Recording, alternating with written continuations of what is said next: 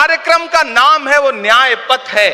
न्याय पथ यानी कि इंसाफ का रास्ता, और उस इंसाफ के रास्ते पर अपने अतीत की विरासत को संभाल करके, संजो करके लेके चलता हुआ एक ऐसा न्याय का योद्धा जिसका नाम राहुल गांधी है, जो हम सब के लिए प्रेरणा का स्रोत है। मैं गुजरात में खड़ा हूं, जो महात्मा गांधी का गुजरात है, जो सरदार वल्लभ भाई पटेल का गुजरात है। तो मैं इस गुजरात में खड़ा होकर के अपने अतीत और अपने वर्तमान को मिलाता हूं, तो मैं ये महसूस करता हूं और फख्र से सोचता हूं कि मैं वो हूं, मैं कांग्रेस का अदना सा एक वो सिपाही हूं जिसकी जड़ें जाकर के महात्मा गांधी से मिलती हैं और जिसके कदम जाकर के राहुल गांधी से मिलते हैं। मैं सौभाग्यशाली हूं कि मैं कांग्रेस पार्टी का एक अदना सा सिपाही हूं।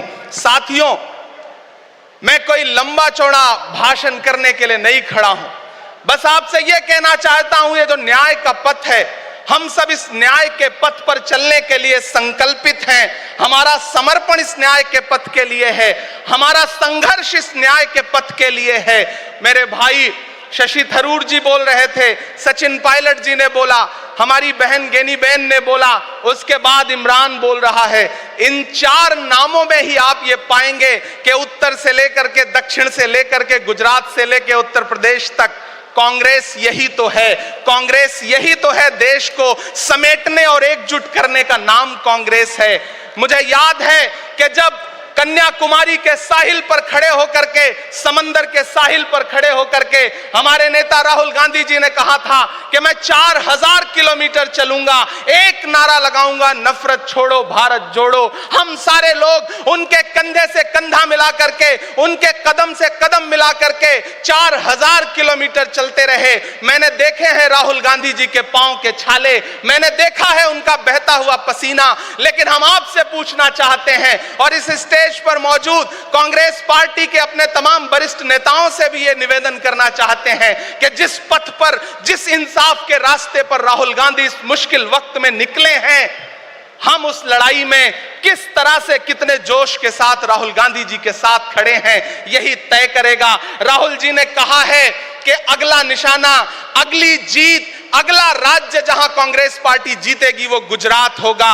तो याद रखिए कि हार तब होती है जब ठान लिया जाता है, हार तब होती है जब मान लिया जाता है, जीत तब होती है जब ठान लिया जाता है। अगर हमने ठान लिया कि जहां से आज सत्ता के शीर्ष पर बैठे हुए लोग नफरत परोसने का काम कर रहे हैं, असमानता का काम कर रहे हैं, संस्थाओं को कुचलने का काम कर रहे हैं, उनके खिलाफ अगर हमने उन्हीं जड़ों में जाकर के मेहनत की, हिम्मत दिखाई, तो मुझे पूरा यकीन है कि जिस तरह अंग्रेजों के खिलाफ लड़ते हुए कांग्रेस पार्टी ने इस देश को स्वतंत्रता संग्राम के जरिए आजादी दिलाई थी, तो यह लड़ाई भी उस स्वतंत्रता संग्राम से कम नहीं है। उस लड़ाई का नेतृत्व महात्मा गांधी जी कर रहे थे, तो इस लड़ाई का नेतृत्व राहुल गांधी जी कर रहे हैं और हम सारे लोग राहुल गांधी जी के साथ खड़े हैं। हो सकता है कुछ लोग इस सफर में, इस मुश्किल सफर में छोड़ के चले गए हों, उन्हें नजरअंदाज करिए और एक नई पीढ़ी, एक नई ऊर्जा के साथ राहुल जी के साथ खड़ी हो।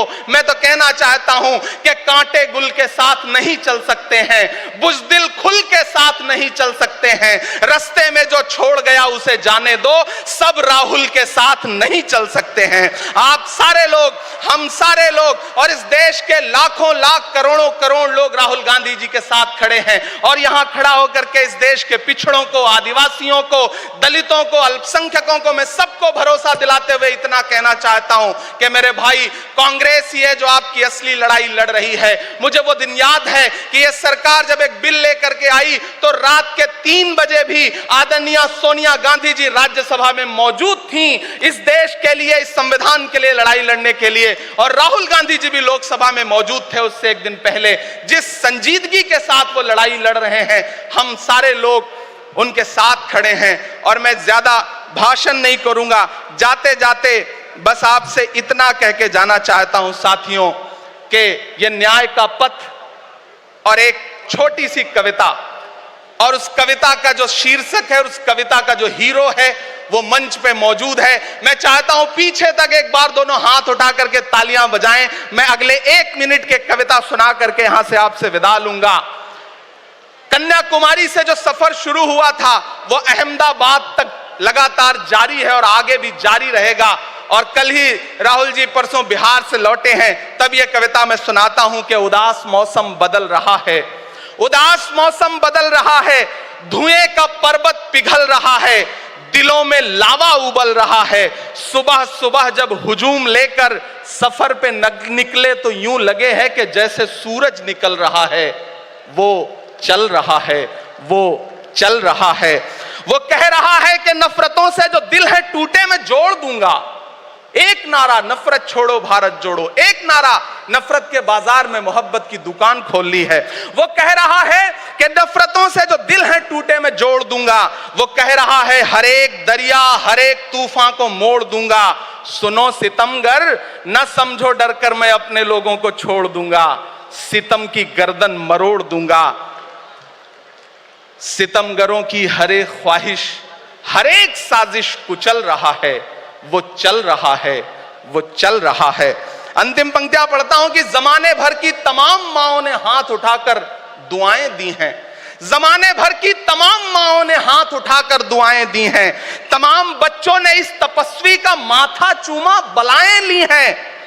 जो नफरतों का जहर भरा है ये बन के शंकर निगल रहा है, वो चल रहा है, वो चल रहा है। मोहब्बतों की किताब लेकर लबों पे अपने गुलाब लेकर, मोहब्बतों की किताब लेकर लबों पे अपने गुलाब लेकर, सुनहरे रंगों का ख्वाब लेकर वो आया है इंकलाब लेकर। बलाएं रास्ता बदल रही हैं, फजाएं खुशबू में ढल रही हैं। ये नफरतों का निजाम बदले, हिकारतों का कलाम बदले।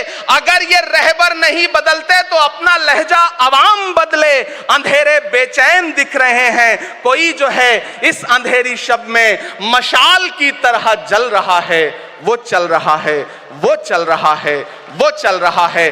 बहुत बहुत आप सबको धन्यवाद दूंगा। साथियों, आपने जिस जिंदा दिली से सुना उसके लिए आपका बहुत आभार। न हम सफर न किसी हमनशी से निकलेगा, हमारे पांव का कांटा हम ही से निकलेगा।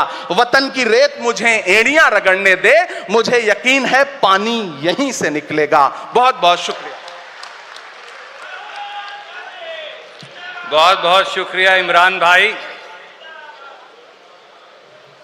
आपने जो कहा वो कांग्रेस के इस सत्र में आयोजित एआईसीसी डेलीगेट्स पर लागू होता है,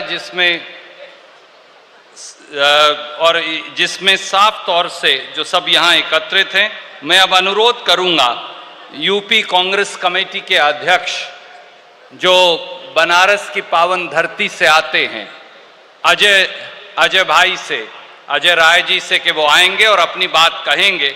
इसके साथ अनुरोध करूँगा आलोक मिश्रा एआईसीसी कानपुर, रेहाना रियाज चिश्ती एआईसीसी मेंबर राजस्थान, ये दोनों जो साथी हैं वो मंच के साथ में आ जाएं।